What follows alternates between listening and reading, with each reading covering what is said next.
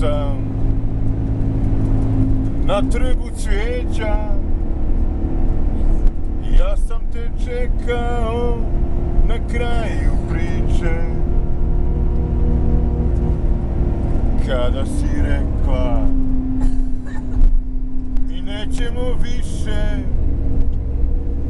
odmanom rukom, ma što me se tiče, ma ne bi ni Bogu priznao tada da sve je moje u vodu palo. Za bilo kažem, lagati neću ovoga dana i vreme je stalo. Kako je dobro vidjeti te opet u gužvi, staviti ruke na tvoja ramena. Ujebote, koliko ovdje ima ramena, kao nekad. Poljubi me nježno. Uje, dobra, stara vremena. Kako je dobro.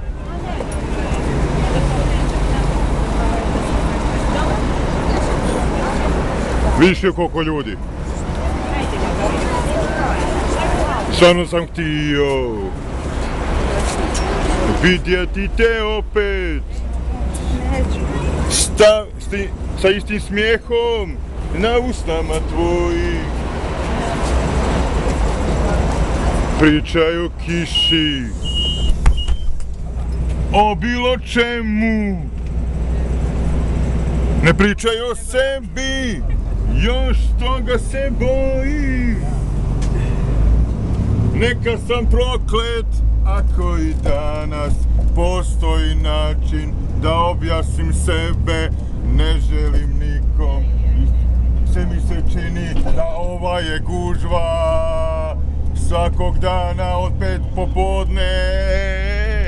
Kako je dobro vidjeti te opet u gužvi, staviti ruke na tvoja ramena, kao nekad. Drž se u autobusu da ne padneš.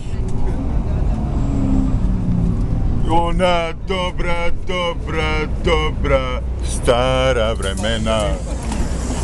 Evo, ovi sedek čekaju, a mi se guramo. Šta vi mislite, kako je gužva ovo? Lepa gužva. Evo, drugarica se smeška. Staviti ruke na tvoja ramena, kao nekad. U gužvi smo sada. Ovo je, brate, preterano. I to traje svakog dana. Samo ti dođi u Beograd.